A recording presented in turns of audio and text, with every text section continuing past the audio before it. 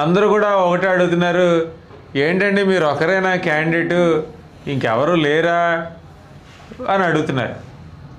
కూటమి తరపున ఒక క్యాండిడేట్ ఉన్నాడండి, ఆయన కూడా ఉన్నాడంటే, అదేంటి సార్ ఆయన అసలు మాకు కనబట్టలేదు, అక్కడక్కడ ఫ్లెక్సీలు పోస్టర్లు తప్పితే మనిషి కనబట్టలేదండి, ఎక్కడో ఒక దగ్గర ఓటర్ల దగ్గరికి వెళ్తే వాళ్ళు గట్టిగా కొట్టినంత పని చేశారంట కదా అన్నారు.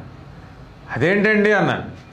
అంటే ఏం లేదు సార్, ఓటర్ దగ్గరికి వెళ్తే నిరుద్యోగ వృద్ధి ఎక్కడికి తీసుకొస్తామని అడుగుతారేమో అని భయం అండి, లేదంటే నీకు 15,000 నీకు 15,000 నీకు 15,000 అన్నాడు కదా దాని గురించి అడుగుతారేమో అని భయం అండి, లేదంటే డిఎస్సి మీద మొదటి సంతకం పెట్టి 8 నెలలైనా ఎగ్జామ్ ఎప్పుడు పెడతావు అని అడిగే భయం అండి, లేదంటే లోకేష్ బాబు గారు జనవరి 1వ తారీఖున ఎట్టి పరిస్థితుల్లో జాబ్ క్యాలెండర్ ఇచ్చేస్తానన్నారు కదా అది తీసుకొస్తావా లేదా అని అడుగుతారేమో అని భయం అండి.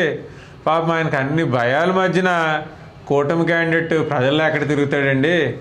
ఆయన ఎమ్మెల్యేల సెక్యూరిటీలో ఆ ఎమ్మెల్యేలతో పాటు తిరిగి ఒక మెరుపుతీగలాగా ఆ నియోజకవర్గానికి వచ్చి ఎమ్మెల్యేని కలిసి వెళ్ళిపోతున్నాడు తప్పితే ప్రజల్ని కలిసే ప్రయత్నం కూటమి తరపున క్యాండిడేట్ చేయట్లేదు ఏంటా అని అడుగుతున్నారు.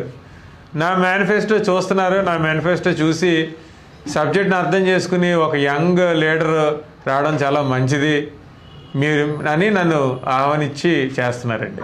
నా మేనిఫెస్టోకి వచ్చేటప్పటికి నేను చెప్తుంది ఏంటంటే ఎంప్లాయ్మెంట్ ఎక్స్చేంజ్ సెంటర్ గురించి చెప్తున్నాను, లేదంటే ఇది నా మేనిఫెస్టో అండి. నేను వెళ్తున్నప్పుడు నా మేనిఫెస్టోలో ఎంప్లాయ్మెంట్ ఎక్స్చేంజ్ సెంటర్ గురించి చెప్తున్నాను, మెగా జాబ్ మేళాల గురించి చెప్తున్నాను, లేదంటే ఆంటర్‌ప్రెన్యూర్‌షిప్ డెవలప్మెంట్ సెల్ గురించి చెప్తున్నాను. ఇవన్నీ చూసి చాలా క్లియర్గా నా మేనిఫెస్టో ఒక హోంవర్క్తో వచ్చింది, ఒక ఫీడ్బ్యాక్ మెకానిజంతో వచ్చిందని నన్ను అప్రిషియేట్ చేయడం కూడా జరుగుతుంది. అది మీకు చెప్పడానికి ఈరోజు ప్రెస్ ముందుకు రావడం జరిగింది. రాజశేఖర్ గారు కనిపించట్లేదు ఇలా చెప్తున్నారు, ఆయన ఏం చేయలేకపోతున్నారు ఈ ప్రభుత్వం అని చెప్పారు. మీరు వస్తే పోరాటం చేస్తానంటున్నారు, కానీ చేయాల్సింది ఇప్పుడున్న ప్రభుత్వమే కదా. అంటే మీకే ఎందుకు ఓటు వేయాలి, మీరు పోరాటం చేస్తానంటున్నారు, దాని మీద ఎలా తీసుకొస్తారు, ఏం చేస్తారు? అంటే ఇప్పుడు ఆయన అయితే అదే ప్రభుత్వంలో ఉన్నారు కాబట్టి, అదే ప్రభుత్వం తరఫున చేస్తున్నారు కాబట్టి ఆయన హామీ ఇస్తే నెరవేర్చడానికి ఒక అవకాశం ఉండొచ్చు కదా. మీది ప్రతిపక్షంలో ఉన్నట్టు అవుతుంది. మీరు ఇప్పుడు మీకే ఎందుకు ఓటు వేయాలి? ఇది డెమోక్రటిక్ కంట్రీ అండి. డెమోక్రటిక్ కంట్రీలో అపోజిషన్ అన్నది చాలా clear and important role play చేస్తుంది. అలా అనుకుంటే అందరూ పాలక వర్గానికి వెళ్ళిపోవచ్చు. అపోజిషన్ కింద ఒక కన్స్ట్రక్టివ్ అపోజిషన్ రోల్ ప్లే చేయాల్సిన అవసరం చాలా ఉంది. ఎస్పెషల్లీ గ్రాడ్యుయేట్స్ లాంటి దాంట్లో నా మేనిఫెస్టో కనుక మీరు చూసినట్టుగా అయితే నా మేనిఫెస్టోలో ఉన్న పాయింట్స్ అన్నీ కూడా ఏది ఫైనాన్షియల్ ఇంప్లికేషన్ ఉండదు.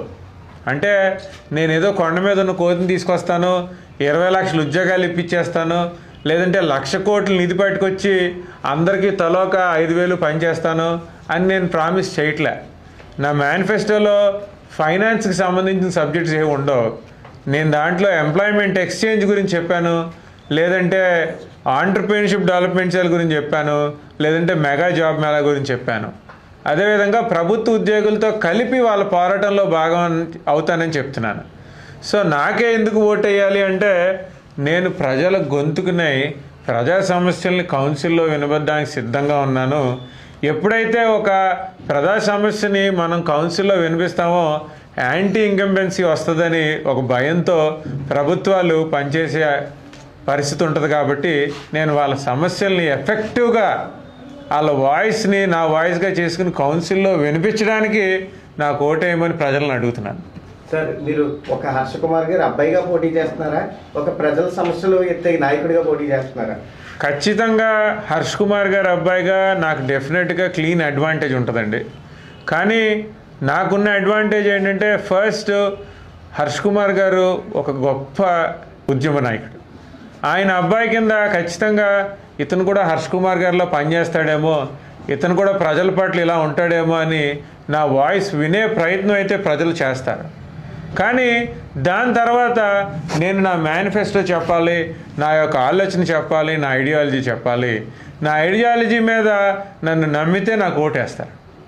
హర్ష్ కుమార్ గారు అబ్బాయి అన్నది ఒక్కటే క్వాలిఫికేషన్ కాదండి, నా ఐడియాలజీ, నా మేనిఫెస్టో కూడా ఒక క్వాలిఫికేషను. నేను ఈరోజు ఓటర్ దగ్గరికి వెళ్ళినప్పుడు హర్ష్ కుమార్ గారు అబ్బాయిగా నా మాట వినడానికి ఒక ఛాన్స్ ఇస్తున్నారు. దాని తర్వాత నా మేనిఫెస్టో అన్న తర్వాత ఇది హర్ష్ కుమార్ గారి కన్నా బాగుందండి, మీరు హర్ష్ కుమార్ 2.0లో ఉన్నారని వాళ్ళే చెప్తున్నారు.